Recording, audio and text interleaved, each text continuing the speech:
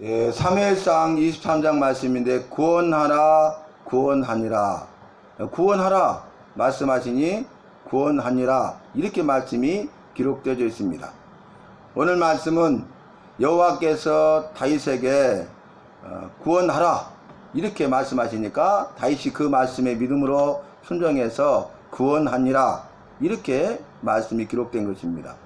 말씀의 시작은 어떤 사람들이 다윗에게 말하기를 블레셋 사람들이 그일라를 쳐서 이 말씀이 들려요. 그러니까 블레셋 사람들이 그일라를 쳐들어왔다는 거죠. 이제 전쟁 가운데 놓이게 된 것이죠. 그래서 그 소식을 듣고 다윗이 여호와께 묻자온데 여호와께 묻습니다. 다윗은 자신의 생각대로, 자신의 힘과 능력대로, 자신의 지혜대로, 자신의 경험대로, 또 주변 따르는 자들의 말대로, 또는 그일라 거민들의 구원 요청으로 인하여서 이렇게 싸우고자 한 것이 아니죠. 그는 먼저 다른 일을 하기 전에 여호와께 물었다는 것입니다. 여호와께 물으니까 여호와께서 올라가라, 블레셋을 쳐서 그일라 주민을 구원하라 이렇게 분명하게 말씀하십니다. 그러니까 묻자온데 구원하라 응답하셨어요. 그러니까 우리는 어떤 일을 하기 전에 여호와께 물어야 된다는 것입니다. 그래서 우리가 기도하는 이유가 무엇입니까? 여호와께 묻는 것이죠. 여호와께 도움을 요청하는 것입니다. 여호와께 힘과 능력을 힘입어서 그 문제를 해결함 받기 위해서 우리가 기도하는 것 아니겠습니까? 그래서 어떤 문제를 만났을 때에, 또 우리가 감당할 수 없는 그런 상황 가운데 있을 때에, 원치 않는 일을 만났을 때에, 다시 말하면 가정의 문제, 부부의 문제, 자녀들의 문제, 생업의 문제, 건강의, 질병의 문제, 또 물질의 문제 등등 우리가 이 세상을 살아가면서 만나게 될 그런 어려움들이 많지 않습니까? 그런 고난과 환난 가운데 내가 해야 될 것은 무엇이냐면 오늘 다윗처럼 여호와께 묻자온데 여호와께 물어야 된다는 것입니다. 기도는 여호와께 묻는 것입니다. 기도는 여호와의 도움을 요청하는 것입니다. 기도는 응답받기 위한 것이고, 기도는 도움을 힘입어서 그 문제를 해결함 받기 위한 것이잖아요. 근데 분명하게 응답하셨어요. 네가 블레셋 사람들을 쳐서 그일라 주민들을, 거민들을 구원하라 이렇게 분명히 말했지만, 그를 따르는 자들이 아니 지금 우리가 도망자 신세 아닙니까? 그것도 감당하기 힘드는데 하물며 우리가 블레셋 사람을 치리까? 그일라 주민을 구원하리까? 역부족이라는 거죠. 지금 당장 우리 앞에 발등에 불이 떨어졌는데 그 문제도 해결하기가 쉽지 않는데, 그 문제가 시급한데 해결해야 될 우선 문제인데, 우선순위인데, 아니 그것도 있는데 여기다가 우리가 블레셋이 쳐들어온 그일라 거민을 위해서 그들을 구원하기 위해서 블레셋과 싸워야 된다는 것은 쉽지 않은 어려운 일이다 그 말이에요. 그러니까 그랬을 때에 다윗이 그래? 그럼 그렇게 하자 이렇게 한 것이 아니라 또 다윗이 여호와께 묻자온데 재차 물었다는 것입니다. 이런 상황 가운데서는 어떻게 해야 됩니까? 하고 여호와의 뜻을 물은 거죠. 그러니까 여호와께서 말씀하시기를 내가 블레셋 사람을 네 손에 붙이리니, 분명하게 말씀하십니다. 야, 내가 블레셋 사람을 네 손에 붙이리니 너는 가서 블레셋과 싸워서 그일라 주민을 구원하라, 분명하게 말씀하세요. 그러니까 두 번 물었는데 두 번 다 가서 싸우라, 구원하라 이 말씀을 주셨잖아요. 그러니까 이제는 처음에 주신 응답이 확실하죠. 그래서 여호와의 뜻을 분별하게 된 것입니다. 너희는 여호와의 선하시고 기뻐하시고 온전한 뜻이 무엇인지 분별하도록 하라 이렇게 말씀하셨잖아요. 그 말씀대로 다윗은 여호와께 묻고 여호와께 재차 물음으로써 여호와의 선하시고 기뻐하시고 온전한 뜻이 무엇인지 분별한 것입니다. 여호와의 온전한 뜻이 뭐예요? 가서 블레셋과 싸우는 것이고, 싸워서 이겨 그일라 거민을 구원하라는 것입니다. 그러기 위해서 첫 번째 해야 될 것은 가서 싸워야 되고, 그래서 그로 말미암아 그일라 거민을 구원해야 된다는 것입니다. 그래서 구원하라 이렇게 말씀하셨을 때에 그 말씀대로 믿음을 가지고 순종하여 가서 블레셋과 싸워 블레셋 사람들을 크게 쳐서 죽이고 이겼다는 것이죠. 그리고 나서 그 전쟁의 승리로 말미암아서 전쟁 가운데 있는 그 그일라 거민들을 블레셋의 손으로부터 그들을 구원하니라. 그 제목이 구원하라. 그러니까 그 말씀에 예 하고 순종해서 구원하니라. 이렇게 말씀이 기록되어 있는 것입니다. 그러면 여러분, 구원은 무엇입니까? 잃어버린 것을 도로 되찾는 것, 회복이 구원이에요. 본래의 상태로 돌아가는 것, 회복이 구원입니다. 이미 말씀드린 대로 영원한 생명을 주셨잖아요. 영생하는 존재로 아담과 하와를 만드셨는데 선악을 알게 하는 나무를 따먹지 말라 하신 이유는 뭐라고요? 그걸 따먹으면 네가 반드시 죽기 때문에 너는 영생하는 존재다. 죽어서는 안 된다. 그것은 위험하다. 그거 먹으면 죽는다. 영생할 수 없다. 영생을 잃어버린다. 그러니까 따먹지 말라. 사랑하셔서 미리 경고 알려주신 것이죠. 그런데 사단의 유혹에 빠져서 여호와와 같이 되고자 하는 교만 때문에 선악을 알게 하는 나무를 따먹음으로써 여호와는 반드시 죽으리라 했는데 사단은 결코 죽지 아니하리라. 우리는 여호와의 말씀을 들어야 되는데 결코 죽지 않는다는 그 달콤한 유혹, 사단의 말을 들어서는 안 된다는 거예요. 그래서 결국 어떻게 됩니까? 영생을 잃어버렸어요. 그리고 죽게 된 것입니다. 여호와의 말씀에 불순종하여 선악을 알게 하는 나무를 따먹음으로써 죄가 들어오고요. 교만 때문에 그렇죠. 하나님과 같이 되고자 하는. 그 다음에 그 교만이 죄를 낳았어요. 그리고 그 죄의 결과 반드시 죽게 된 것입니다. 그러니까 교만으로 인하여서 죄를 범하고 그로 말미암아 죄의 결과 죽음이 들어온 것이죠. 사망이 들어온 것입니다. 그래서 잃어버린 영생을 도로 되찾는 것, 그게 구원입니다. 회복입니다. 그러니까 선악을 알게 하는 나무를 따먹기 이전에 여호와께서 지으신 창조 피조물이 되는 것이죠. 여호와의 형상대로 만든 피조물이 되는 것입니다. 여호와 보시기에 좋았더라 그랬는데 마지막 다 하늘과 바다와 땅과 그 스페이스 공간과 거기에 있는 모든 것들을 만드시고 사람이 살 수 있는 최적의 환경을 만든 다음에 여호와의 형상을 닮은 피조물로서 마지막 인간을 만드시고 영생할 수 있는 존재가 되게 하시고 특별히 이 인간을 위해서 에덴 동산까지 창설해 주셨잖아요.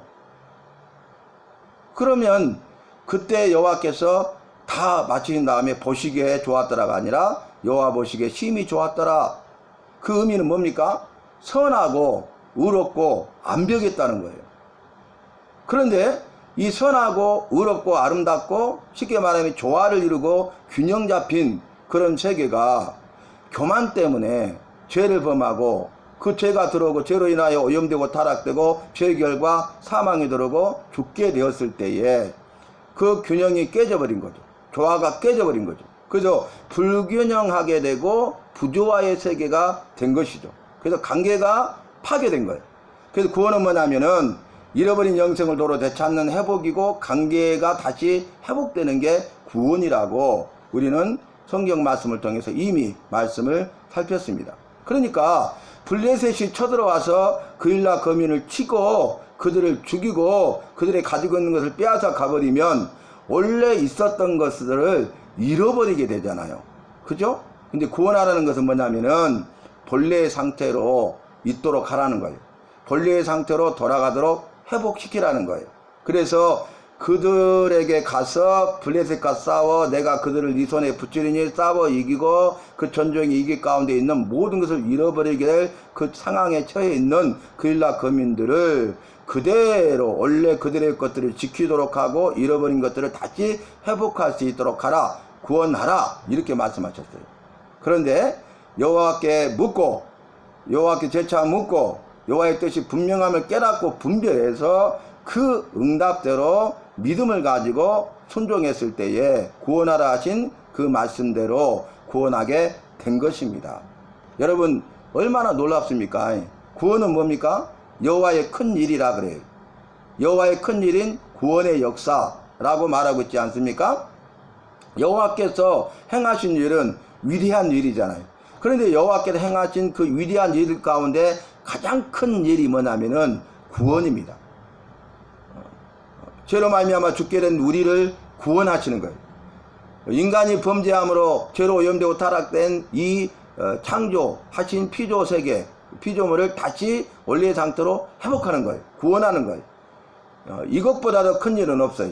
그래서 여호와의 큰일, 구원의 역사라고 이미 말씀을 드렸지 않습니까? 그래서 이 일이 가장 큰 일이기 때문에 여호와께서 창세기 3장 15절에 죄가 들어오고 죽을 수밖에 없는 존재, 영생을 잃어버린 존재가 되었음에도 불구하고 너는 내 것이라, 여호와의 영상으로 만드시고 나는 아버지고 너희는 내 자녀, 아들과 딸이라, 이렇게 말씀하신 것처럼 여호와께서 여호와의 큰일인 구원의 역사를 통해서 우리를 구원, 즉 원래의 상태로 돌아가 잃어버린 영생을 되찾고 회복하도록 하기 위해서 여자의 후손을 통해서 구원하실 것을 말씀으로 약속하신 거예요.